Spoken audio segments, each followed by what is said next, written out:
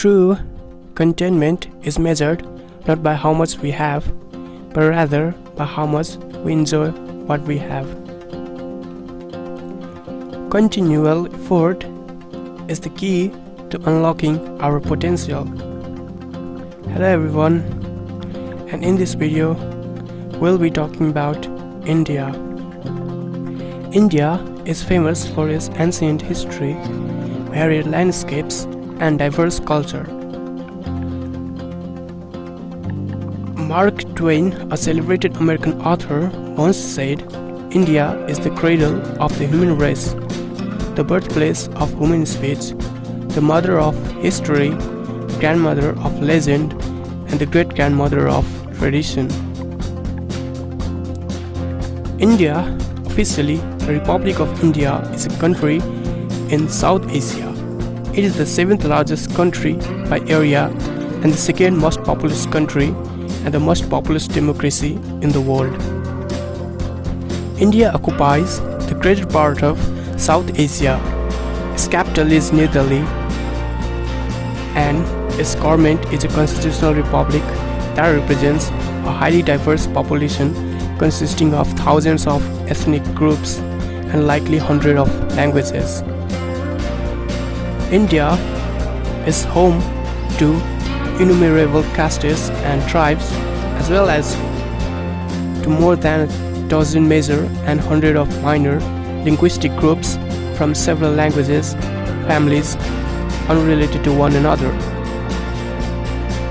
India is bounded to the northwest by Pakistan, to the north by Nepal, China and Bhutan, and to the east by Myanmar. Bangladesh to the east is surrounded by India to the north, east and west. The island country of Sri Lanka is situated some 40 miles off the southeast coast of India across the Falk Strait and Gulf of Mannar. India provides the world's most pronounced example of a monsoon climate. The wet and dry season of Indian monsoon system, along with the annual temperature fluctuations, produce three general climatic periods over much of the country. First, hot wet weather from about mid-June to the end of September, cool dry weather from early October to February, and hotter dry weather from about March to mid-June. Now let's talk about the architecture of India.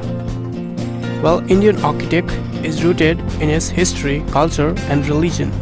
Among a number of architectural styles and traditions, the best known include the many varieties of Hindu temple architecture, Indo-Islamic architecture, especially Mughal architecture, Rajput architecture, and Indo-Saracenic architecture.